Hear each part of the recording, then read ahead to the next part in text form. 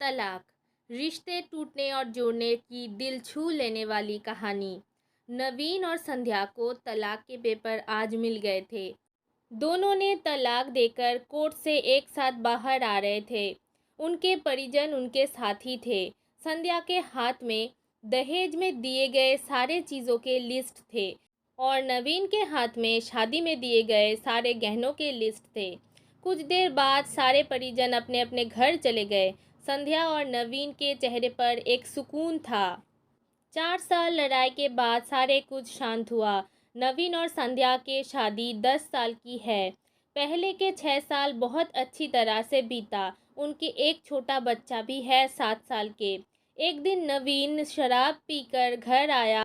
दिमाग ठीक ना रखते हुए संध्या के ऊपर हाथ उठाया। तभी संध्या अपने घर वापस चली गई और नवीन को तलाक देने के लिए स्थिर कर लिया अपने मन को। कोर्ट के विचार अनुसार जब तक उनके बेटे को 18 साल नहीं हो जाते तब तक बेटा माँ के साथ ही रहेगा। उसके बाद बेटे का जहाँ मन चाहेगा वहीं पर रहेगा, पर महीने में एक दिन नवीन अपने बेटे से मिल सकता है। अभी तीनों मिलकर नवीन के घर गए। नवीन, संध्या और संध्या की माँ। संध्या और नवीन के प्रेम विवाह था। पता नहीं इस प्रेम जोड़ी को किसकी नज़र लग गई। प्रेम विवाह पर दहेज ज़्यादा नहीं लिया जाता है, तो इसीलिए एक घर के कोने में ही सारे दहेज के चीज़ें पड़े हुए थे। संध्या के माँ ने लिस्ट मिलाकर सारे चीज़ों को बाहर निकाला।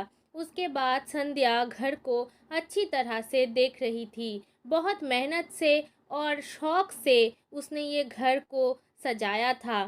दीवार पर दोनों के लगते हुए फ़ोटो फ्रेम लगाई हुई थी जो उनके हनीमून के थे।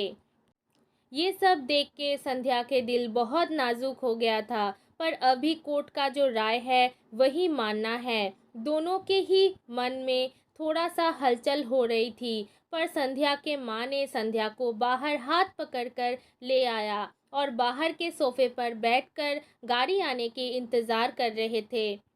गाड़ी के इंतज़ार करते करते संध्या फिर से एक बार घर के अंदर गई और गहने का बैग और कुछ पैसे नवीन को लौटाने गई। नवीन ने कहा, ये सारी चीज़ें लौटाने की ज़रूरत नहीं है, जीवन में कभी अगर तुम्हारे ये काम आ सके।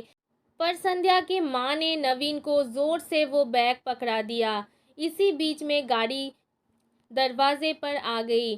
संध्या गाड़ी में उठने ही वाली थी। नवीन ने घर के सामने आकर कान पकड़कर माफ़ी मांगने लगा। कहा, संध्या मत जाओ। संध्या इसी दिन के इंतज़ार कर रही थी। संध्या के माँ को समझ में आ गया कि कोर्ट के कागज़ से प्यार का रिश्ता और भी मजबूत होता है।